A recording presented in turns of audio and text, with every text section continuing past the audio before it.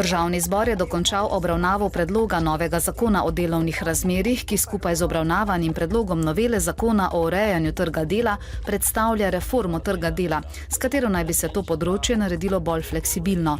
Vlada je predlog zakona v veliki meri spisala z mislijo na mlade, ki končajo študij in ne morejo najti zaposlitve, je poudaril Virant.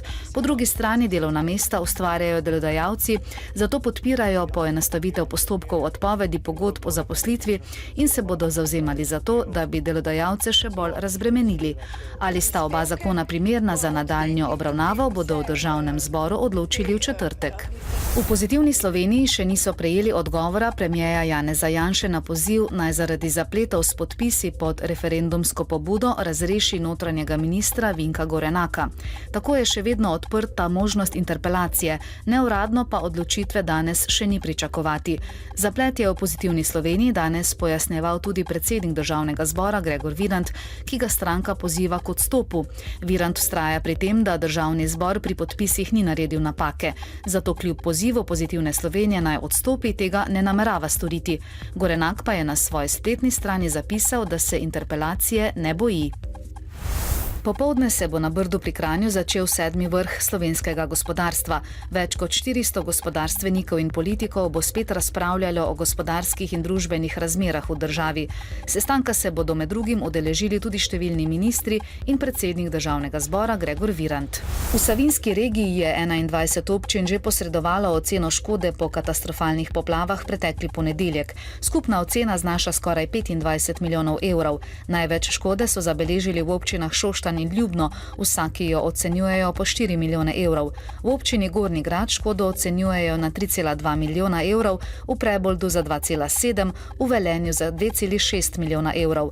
V ostalih občinah Savinjske regije, ki so posredovale podatke, je škoda ocenjena na manj kot milijon evrov. Stečajni upravitelj družbe Radeče Papir Borut Soklič bo na današnji javni dražbi na Celjskem okrožnem sodišču skušal prodati papirnico kot celoto.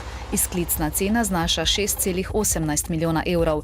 Soklič je že pred časom izrazil pričakovanje, da se bo dražbe udeležilo tudi turško podjetje Saraj iz Ankare in kupilo radeško papirnico. Ob današnjem svetovnem dnevu sladkorne bolezni v Zvezi društev diabetikov opozarjajo, da je v Sloveniji bolnikov s to boleznijo že okoli 115 tisoč, pogostost bolezni pa narašča. Poleg odraslih oseb, še posebej zadnjih 12 let, izrazito narašča pogostost sladkorne bolezni tipa 1 pri otrocih in mladostnikih. Ob tem opozarjajo, da pri otrocih skupaj z debelostjo narašča tudi število primerov sladkorne bolezni tipa 2, ki jo je mogoče v celoti preprečiti. Podatki zveze pri tem kažejo, da se bo število teh bolnikov do leta 2030 povzpelo na 552 milijonov. Precej jasno bo. Dopoldne bo po nižinah megla ali nizka oblačnost. Temperature bodo sprva od 1 do 6, čez dan od 4 do 9 stopinj Celzija. V petek in soboto se bo nadaljevalo suho vreme, po nižinah v notranjosti pa se bo večinoma zadrževala nizka oblačnost. V Dnevniku televizije Maribor ne zamudite. Jutri se na cestah začenja 4 mesece trajajoča zimska sezona. Na domove prizadetih družin v poplavah prihaja pomoč. Med sladkornimi bolniki vse več mlajše populacije. Bodite z nami ob 18.